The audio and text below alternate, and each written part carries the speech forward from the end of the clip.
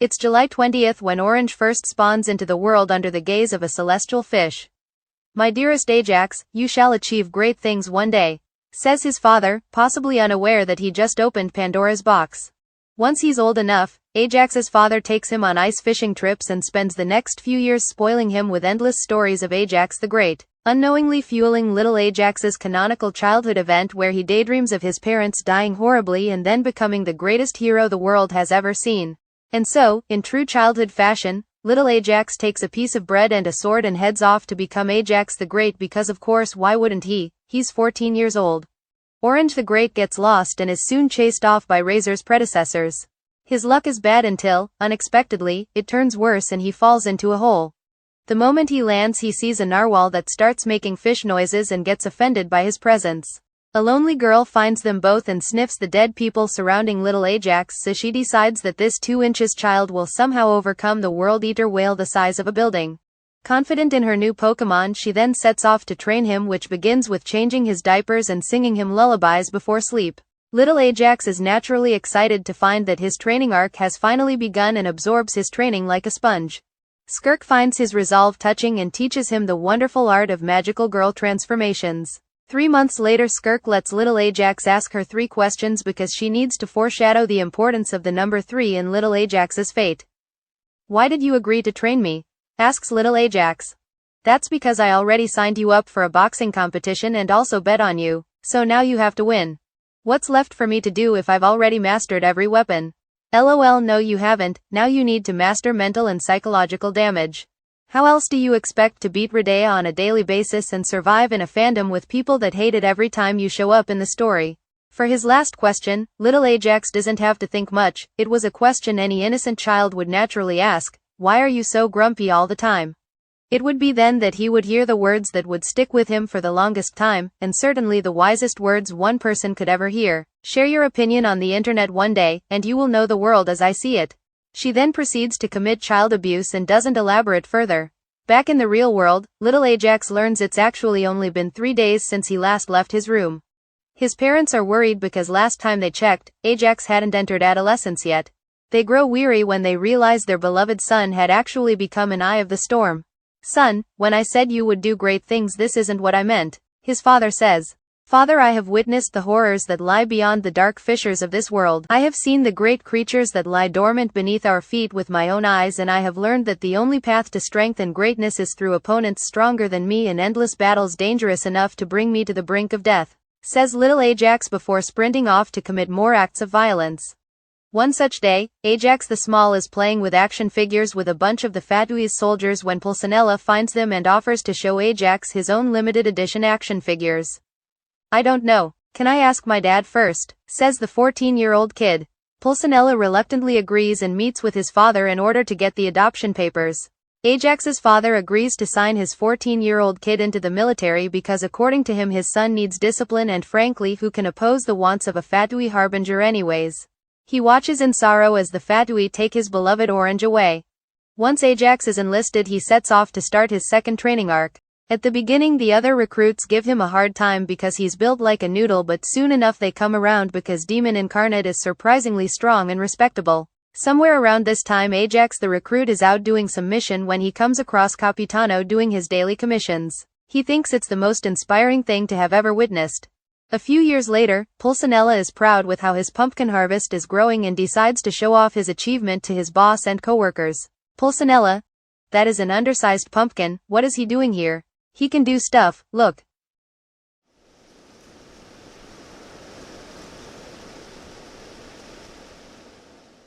"Fascinating," says the Tsaritsa. "What is his name?" "My name is Ajax and I would like to die for you," says the undersized kid. At his words, something shifts in the Tsaritsa and she decides this 5mm kid is the last piece of the puzzle for her great plan.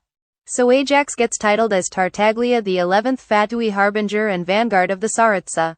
For the next following months Tartaglia gets the spoils of being a harbinger, such as being hated on by your coworkers and being sent on exceedingly dangerous missions, just the normal stuff.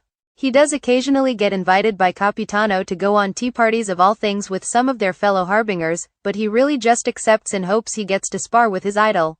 "This tea is quite delectable," says Rosalind. "Man, how I hate her guts, I must be the only sane person in here." Thinks Ajax Orange Tartaglia.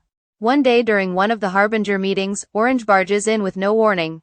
Good morning everyone. What the fuck? Overnight Ajax Tartaglia gets hit with growth spurt and has now earned another meter in height. Good job. Because the Fatui's communal stray cat has finally evolved, the Tsaritsa decides it's probably the right time to start causing chaos left and right and get involved in everyone's business. Because of this, Piero decides to call for a meeting at 2 a.m. and explains the importance of playing chess with the gods or something, but because it's past his bedtime, Orange doesn't really care.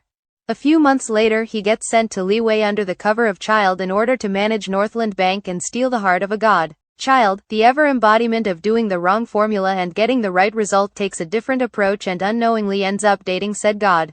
Did you know that all inner angles of a square are 90 degrees? Says Zhongli. No, but that certainly makes you look smarter, says Childe. By the way, these are for you. One day Childe decides to go debt collecting because why not, and takes Javert with him. Together they illegally enter private property and or a farm for approximately 10 minutes before crashing the party and beating people up. When they're done, they find that this debtor had a funny-looking piece of paper. According to Javert, that's a sigil of permission. Childe thinks this is a convenient excuse to go on another date. These are incredibly rare and powerful. I would advise that under any circumstances you don't manufacture these, because having a large amount of sigils of permission would enable you to free the god residing under Guyan Stone Forest. That way you would unleash chaos in the nation, and Rex Lapis would most likely have to intervene, says Moraxant. Okay, I will totally not do that, says legally blind Childe. He then proceeded to manufacture large amounts of sigils of permission so that he may free the god residing under Guyan Stone Forest, so that he may unleash chaos in the nation and force Rex Lapis to intervene. As a precautionary plan, of course. Master Childe, we just received a report that Lady Senora took the wind chess piece and that she attacked a blonde strong person with a balloon. How strong are we talking? Probably not much, since our agents were able to subdue her and the wind god. Probably nothing to worry about then.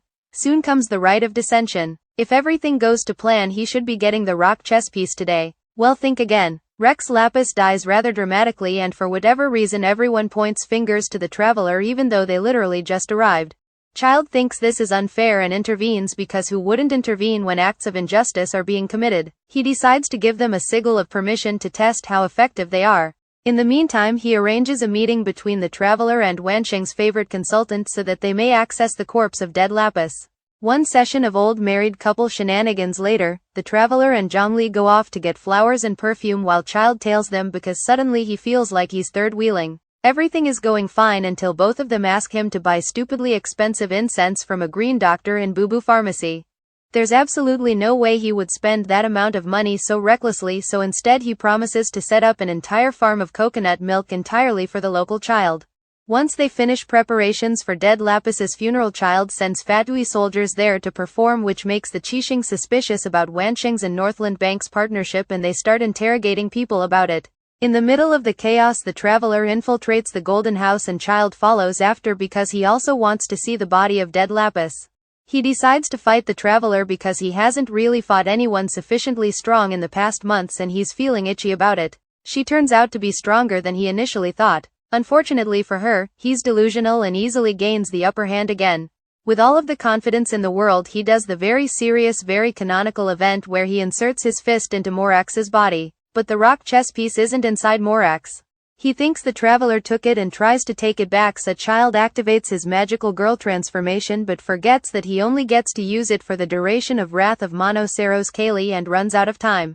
He then realizes that literally anyone actually killing Morax was unlikely in the first place, so Childe turns into water and releases Osile while waiting for Morax to show up, but he fails to notice the power of friendship doing its thing, and because of that Morax never gets to show up. Later he returns to Northland Bank where he finds Senora and not-so-dead Morax discussing the very secret contract between him and the Tsaritsa where he was trading his money-making machine for retirement. Childe is pissed, but because he doesn't want to exist anywhere near Senora, he decides to stay in Leeway for a while. One day Childe is about to go debt collecting because he lost a bet with an agent when out of nowhere he hears a familiar voice. It's his little brother Tusser, who managed to escape his hometown, evade all adult supervision and infiltrate a military boat all the way across the continent, somehow leave the port and end up out in the wilderness alone, only to be brought back to Northland Bank by the traveler. I know we have some bad blood, but you wouldn't kill in front of a kid, would you? Childe asks. Don't be so sure, says the traveler. Understandable, do you want to babysit my baby brother? What? No. So while the traveler babysits his brother, Childe begins his latest debt collection speedrun, which goes well until his brother shows up again when he's in the middle of threatening people's lives. Because he can no longer mortally injure people, Childe instead does a backflip that impresses everyone and convinces the treasure hoarders to pay. Childe asks the traveler to take his brother again so that he can go intimidate new recruits, but they end up finding him again anyway, so instead of spewing nonsense he decides to beat people up. This inspires Tusser and asks Childe to teach him how to fight, which he actually does agree to do once they return to Snezhnaya. Tusser immediately forgets about this and demands playtime, to which Childe also agrees. He brings everyone to an abandoned research facility where he and Tusser get separated immediately. Childe runs around the place to find Tusser, and when they eventually reunite, a bunch of ruin guards spawn, so Childe has his brother count down from 10 while he destroys everything behind his back. When he's done he hides away because he overused his magical girl transformation and doesn't want Tusser to see him in that state. "Can I kill you now?" asks the traveler. "Wouldn't blame you for that," says Childe. The traveler takes Tusser back to Northland Bank and he catches up later to watch as his subordinates take him back to Snezhnaya. Later he goes missing for a few days and returns to Snezhnaya barging into a meeting with no warning. "Good morning everyone. What the fuck?" After reporting back in Snezhnaya he gets dispatched to Inazuma to look for Scaramouche because he's gone AWOL. But when he investigates he finds a weird domain that does nothing but spawn monsters left and right, which makes him very happy. A few days later he learns the traveler has also found the strange domain and has adopted a piece of paper with amnesia.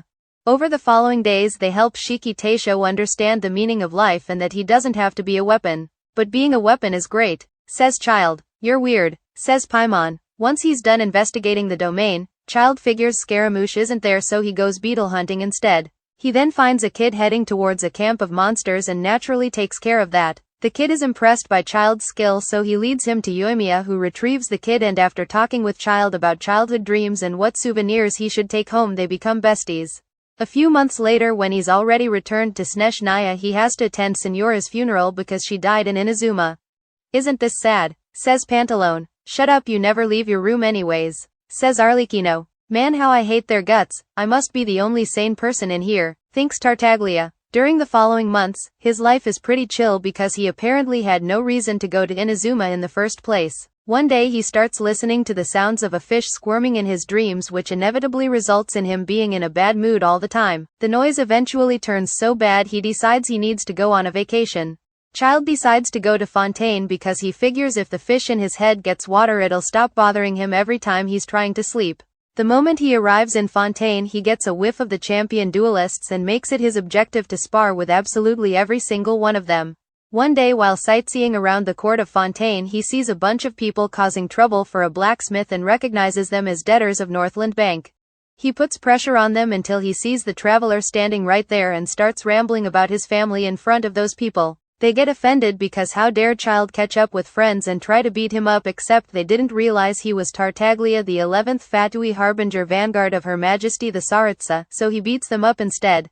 Despite only now learning of his identity, the guy who started everything still tries to fight Childe when his vision stops working, which is obviously a very stupid choice. Childe thinks his vision malfunctioning is weird. "Maybe it's because I've been in a bad mood lately," says Childe, opening up for the first time in his life. "What a loser," says Paimon. "Haha, I know right, anyways, do you want to babysit my vision?" "What? No." So he leaves the traveler to babysit his vision while he goes to fight more people. During one of his matches he gets to fight Clorinde, the champion duelist, but gets disappointed because she holds back. Afterwards he continues existing like he normally would until he gets intercepted in the middle of the street because a mysterious someone that never gets mentioned again has accused him of being the culprit behind a serial disappearances case. Childe makes the most of his situation and requests a second sparring match with Clorinde, as well as requesting to spar with the Hydro Archon, but everyone refuses. Childe finds this whole situation stupid until a blonde girl barges in and offers to clear his name. He accepts and then watches as she and the traveler unravel a 20-year-old case. "That was cool and all, but can I go now?" No, you stay there while I read your obviously innocent verdict," says the Udex. "Oh, that's funny, it says you're guilty. How could I possibly be involved in this specific crime if I'm 20?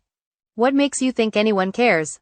Childe thinks this is unfair, but no one intervenes because apparently nobody really cares about him. He tries to escape by going on a rampage and destroying everything, but gets stopped by Neuvillette because the narrative insists on keeping him quiet and invalidating his feelings and opinions. How dare you disrespect justice, says Nouvelette. Later Childe wakes up in the fortress of Meropide feeling like the fish noises have become much louder. As he wanders around he starts to get restless because the fish is now spamming his DMs. He meets 3 nice guys who give him a hard time at first but come around eventually because Orange Noodle is surprisingly strong and respectable. They become his biggest fans and soon offer to help him escape. So one night he starts his escape plan and dives through the pipes in the fortress of Meropide when he notices the water looking like glitter nightmare before he passes out. Childe wakes up to a very loud fish noise that turns out to be the narwhal he saw when he was 14. He recognizes the opportunity and immediately activates his magical girl transformation before he and the whale start going at it. Childe fights the whale for what feels like days until it makes a hole and escapes through it. Childe follows it and keeps fighting it on the other side, which turns out to be the opera house where Nouvelette is. They team up for 5 seconds and manage to make the whale retreat. Childe mocks Nouvelette for his low damage and then he passes out. When he wakes up he's on a boat somewhere and overhears the rumor of Skirk entering the server. So he jumps off the boat and swims all the way back to Fontaine. Childe manages to locate Arlecchino, who gives him his vision back and invites him over for tea. Childe then asks her to help him locate Skirk. What can you tell me about her? Asks Arlecchino. I don't know. I think she said something about making a Twitter account? With absolutely no way to track her, Childe and Arlecchino head over to Poisson where he meets a kid who offers Childe poison that makes you stronger, so he accepts it no questions asked. Later he and Arlecchino are chatting when the traveler approaches them and asks Arlecchino about her traumas. Wait, so you're not evil? That's what happens when you trust Pulcinella so easily. Yeah, you're right, he's always keeping things from me. By the way, since you're not doing your homework in Project Stuja, can I stay here with you so that I also don't have to do my homework? What makes you think I'm not doing my homework? Arlecchino then traumatizes Childe with the concept of children entering adolescence, which finally convinces him to leave. When he returns to Snezhnaya he gets berated by his family for getting beat up during his vacations and gets forced to bed rest by a bunch of bouncy kids. After he's recovered he gets dispatched to Nod Cry because Dottore is at his shenanigans again. He's helping people evacuate when he comes across Arlecchino, who tells him that his BFF got abducted by Dottore. Childe is about to go throw hands with Dottore when Arlecchino stops him because they technically don't know where he is anyways. Later when he's finished evacuating he gets the news that the traveler escaped and Dottore died apparently, so he returns to Snezhnaya to finish his overdue projects.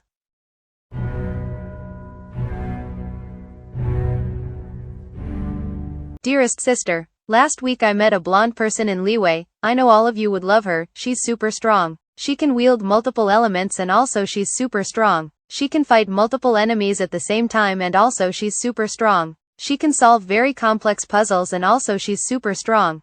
Next time I see her I will invite her to our home. How to befriend stray cats guide by Skirk. Step 1. Approach cat. Step 2. Feed the cat. Step 3. Let the cat take over your entire life.